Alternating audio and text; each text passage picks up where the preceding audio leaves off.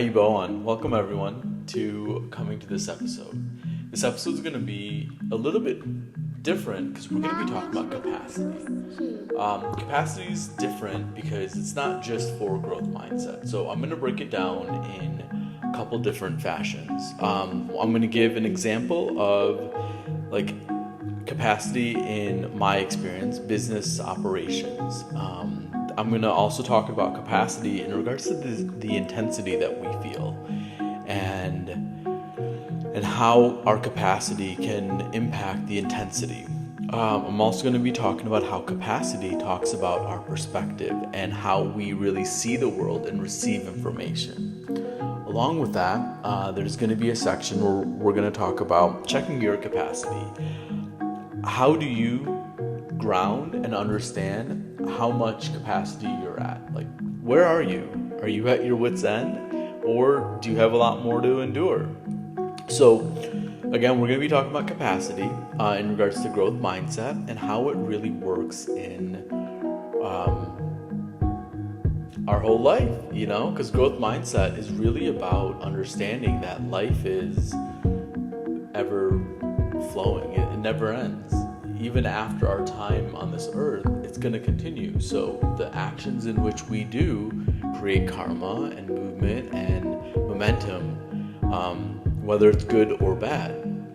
So it's really understanding that our actions, even though everything that we do will come to an end, we'll finish a project, we'll work on an actual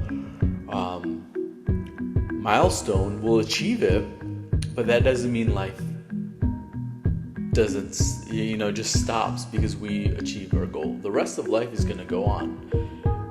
Ourselves, we might be celebrating and enjoying and embracing the fact that we achieved it, but ultimately that feeling is going to go away, and we're going to have to work on the next thing in life because things change. So growth mindset is understanding that life itself is ever evolving, and even when we get to the destination, that there's going to be other tasks that needs to be done. It's good to embrace life and enjoy that you're grinding and pushing, but also you're celebrating, but ultimately it doesn't end. So understanding your capacity can understand how much can you take on or how much you need to get off your plate. So that's another thing that we'll be talking about. So again, we're going to be talking about 5 things in regards to a business operations, and I'll give an example. I'm going to talk about capacity and intensity. We're also going to be talking about how it affects our emotional and just dysregulation, along with the capacity and how it affects our perspective, our filters, along with helping you check your perspective. So with that, I'm Kusal Matthew of Koos Key. Ayu Bowen. May you be blessed with a long life, and let's get you some skills to make sure it's a great life too. Thanks so much. So talking about capacity in business makes probably a lot more sense to you. So it's understanding that clip from I Love Lucy. The conveyor belt goes, and Lucy she's able to keep up with it, then over time it just starts getting a little bit faster and faster and overwhelming, and at some point she just starts eating it, putting it in her hat, and it just goes wild. Honestly, I've seen that before, and it's interesting because then I went back and learned about it at school, and but in the auto lending division that I used to run, we used to get contracts that we would have to fund. We had a set timeline that we had to do it, and then when we grew and we got busy, what would happen is everything was fine, and then it was we're about at capacity and we're still keeping up with our promises, and then all of a sudden we're just buried, and then that just gets worse and worse because we couldn't control how much was coming in, and the capacity in which what we could do we just couldn't fix. One thing, it's really important to understand that just like in business, once you hit about 80% of your capacity for a product line, if the incoming volume of business or requests are too much, exponentially you'll get blocked and be over capacity and exponentially just in a shitstorm once you hit about 80%. And because you just have much less room for the conditions to change. And when it does, it just goes up so quickly, it's just hard to kind of come back down because of the law of momentum.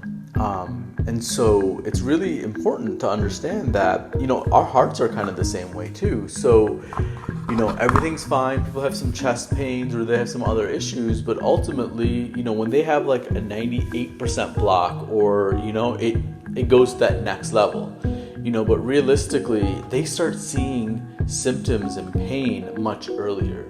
So, like in business, once you hit 98, at that point you get a little bit of like, hey, we can handle some more, but like at that point everyone's buried. Like it is stressful and it is not sustainable and everyone knows it. And when it's your job and you have to do this to pay for your bills, it's what you got to do. You just push through the stress. So that's an example of how capacity is looked at in business. But what we're talking about in growth mindset, I think capacity is really understanding, what is like bliss and zen and like you have nothing to worry about in regards to this situation, or 10 is like I'm completely maxed out, and it's learning that spectrum. 80% is kind of like that statistical mathematical mark, but for you have to figure out maybe your tolerance is only at 40 or 60. Maybe you can go to 98 and still push through, but then what are you giving up for that? So that's really something to kind of understand. So, and with that, we're going to be talking about a few more concepts. So the next one that I'm going to really try to break it down is with that intensity and just understanding once you hit those high levels, how does that feel? So let's get there. So as little by little, like you're working on something, and for people who procrastinate, your deadline is a week from now. Oh, I'm going to start today. And then you push it out. 6 days, 5 days, 4 days. Oh shit, I should really be like paying attention to this. 5 days becomes 3 days, becomes 2 days, and now we're like 1 day away. Assignment is due. Finally look at the instructions and you realize, fuck, I should have started like 2 weeks ago.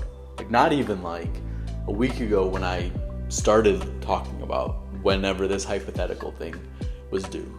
I don't know about any of you on the other side. I don't know if you're feeling anxious or nervous, but like for me, that's how I used to perform, and that intensity and I realized over time, like it was one, causing a lot of issues to me, but that's a whole nother thing. But two, that intensity and that pressure it exponentially got worse and worse. And I think I needed that cortisol shot and that all the hormones and everything to kind of get me moving. And that was, unresolved trauma and ADHD, which I have a whole bunch of other playlists on that, but this isn't that. Realistically what happens is once you hit a certain threshold, everything just comes so quick, back to that Lucy clip.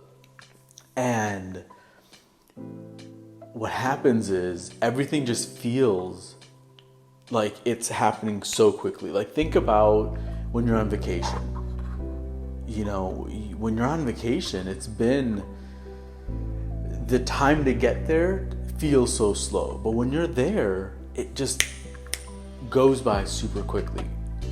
And sometimes depending on how intense it is, it can become overwhelming. It can start shutting us down. It can become a stressor, or it can become something where our perception of time and our perception of sometimes even reality can be altered because we're so focused on the intense things that are coming at us and sometimes we become like in a state of fight or flight, but it's just with our focus. And even though you're not in a traumatic event, that cycle of thinking and thought can really impact you, and it can absorb and take away a lot of your mind's perspective and freedoms and its own potential, because you're so fixated on whatever. And the intense it is, the more intense it is, the harder it is to focus, the harder it is to receive all the information, because you're so focusing so hard, it takes away the ability of the rest of your senses. So keeping that intensity to something that is measurable is really important. And I mentioned in one of my other videos about like BDSM, like spanking, like that's all based on pain or pleasure. That's based on your expectation, trust, and but realistically it could be taken one different way depending on the situation. And I think for people, it's really hard to understand that like the intensity and the craziness that's going on is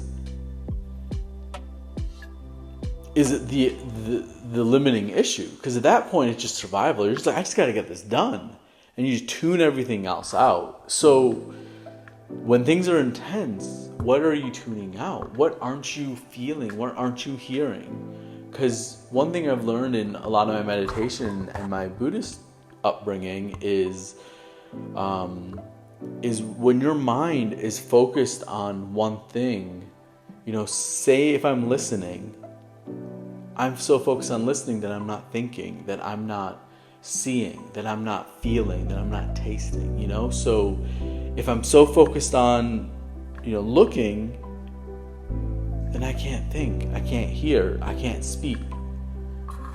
So to understand every part of our being is to give intention to every part of it. And so the more intense life is, the harder it is. And so, like I mentioned, growth mindset is all about knowing that life is always going to continue. Even once you meet the objective, there will be other things that come. There will be a great cycle of rest and gluttony and enjoying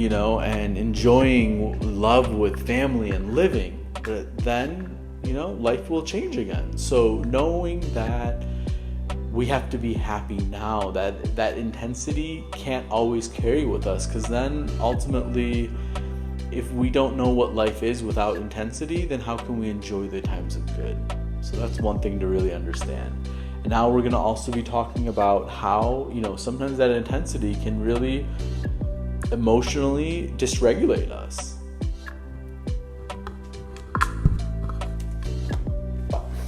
Emotional dysregulation. What the fuck is that? I have a little bit of a quote right around what it means, but realistically, my version of it is when your emotions or your feelings become so intense that it becomes debilitating and it starts impacting your life and your quality of life, that you're not able to live to your ideal or desired potential. That's what I think emotional dysregulation is when you have a block and there is something that is happening. You're triggered, activated, you are shut down. There is something going on that your feelings are very overwhelming. So in situations where you want to be successful, you want to be able to achieve a goal, you're going to have to learn that at some points you may burn out. You may push too hard where you start shutting down and your body just cannot handle the volley of stress. And so realistically, it's learning how our body just naturally works with that stress cycle and how do we cope with it to just deal with the pain. And that is not like an easy feeling. So it's really about understanding that, hey, where can I see this intense feeling or this numbing or this other thing that I'm dealing with? And then, how do you feel your feelings? Because ultimately there's something that you're running away from. There is something that in the intensity of everything going on, you're feeling this other thing. So my example of ADHD or not doing a task. In that example, it's protesting. It's literally putting your foot down and saying, I'm not going to do it when you should. It's self-sabotage. It is shutting down and being so afraid that you're just not doing it. Or you're so angry, like, why the fuck do I have to do this? I'm not going to do it. And you're just like, you're trying to have some control. So it could go a couple of ways, or it could be a combination of the two. Which usually it is. And, because I truly feel like if you're afraid and that is the hidden emotion, then you are angry. If anger is the hidden emotion, then you're afraid because you don't want the anger to come out. So ultimately, you have to kind of understand what is the root perception and the root driving, part of your own intensity. And then how are you then dealing with it? Because you have to learn that has to go away for you to really be able to live a quality life. Because every time those negative cycles happen, I've mentioned in some of my other ones, cognitive behavioral triangle or broken filters. But realistically, it's all about learning that our mindset and our experiences can really, in these intense moments and these intense situations where you're just trying to get things done and you can't control the flow of traffic, sometimes you might go to some sort of emotional dysregulation to just cope. It's not everyone, but it's common. So just know that it is something you have to just work towards in regards to keeping your capacity understood under control. Because the higher the capacity is, usually the higher the emotional dysregulation and some of those feelings can happen. Whether it's 9 months from now, whether it's a day from now, or whether it's right in that moment.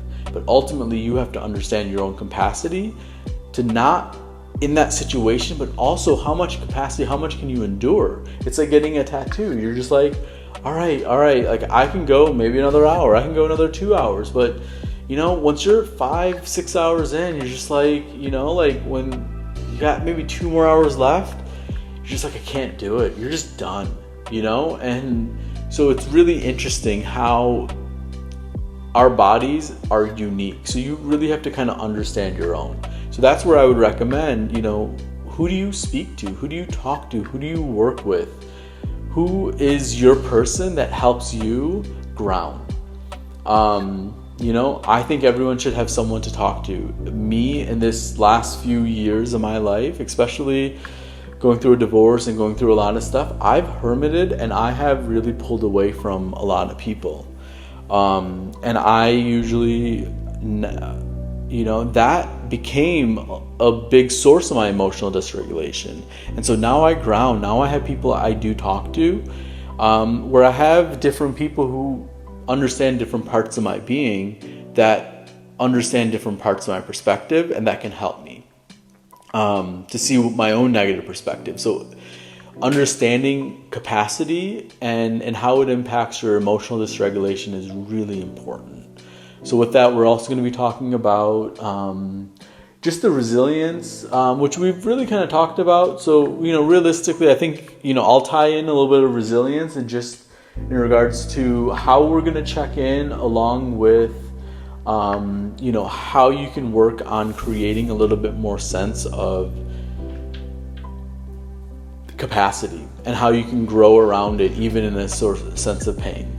So, all right, y'all. Thanks so much. I know this is a much longer episode. People have heartbreak. Sometimes with heartbreak, like a loss, like if you lose a family member, like when I lost my uncle, my grandpa, like a little piece of my heart, a little piece of my love, a little piece of me just went away, and I thought it would never kind of come back. But ultimately, your capacity to love, you're able to grow that over time. The love I had for them just doesn't die. It's just an area I don't go very much. Then over time, as the intensity went away, I was able to go in and feel the feelings and integrate that with myself. But ultimately, while there was huge broken holes in my heart, I had to learn how to grow my capacity to love while I couldn't deal with some of that pain. And then once I was able to reintegrate it, all the pressure and the energy I kept to keeping that at bay went away, and I actually had even more capacity. And every day, if you just keep increasing your capacity, what happens is over time, you have a vast amount of capacity, so it takes less effort. Things get easier. And, so that's why I really am a proponent of just start doing it. And over time, it gets easier and easier. Then over time, you have such a capacity and such an endurance that nothing can stop you. And that's where my self-efficacy series and a lot of that content is as well. So again, this is yourself. Checking in with yourself is, to me, it is moving your focus of your mind from one part, one feeling, one sensation at a time. It's really understanding and hearing the various thoughts. Over time, you start realizing that each part of your energy, your ears, your gut, your down below, even when you have to go to the bathroom, you have a sensation in all parts of our body. But then there's our mind, and that's where the senses come in. Then there's our spirit, and that's where more of our faith and our feelings and our experiences really shape some of that. So learning how to listen to every part of ourselves is really important. And then what you have to do is write it down. The more you can either write down, you can not just think, but then say. You can write, say, and then do, and think. It's about doing various things over and over, and then also combining other behaviors and other things that build upon it. So realistically, with capacity, you have to really understand how at times you might be off track. So checking in with yourself and understanding where you are today compared to where you've been the last few weeks, the last few months is really important.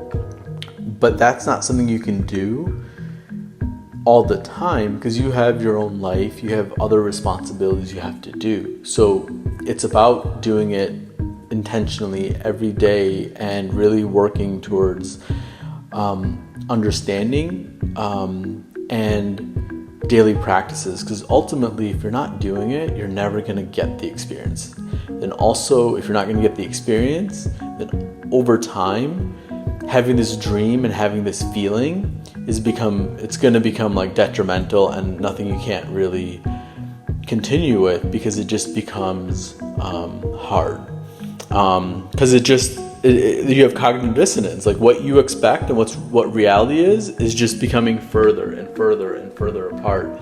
And so it's really understanding that like you believe in it, but then also you're doing the things to achieve it, and then you're pivoting in between it. So your capacity is your endurance. Your capacity is your ability to truly hold something within you without it breaking you and still staying whole. You know, how much can you take in? How much can you take out? How much pressure can you exude? And how much pressure can you withhold, resist or withhold?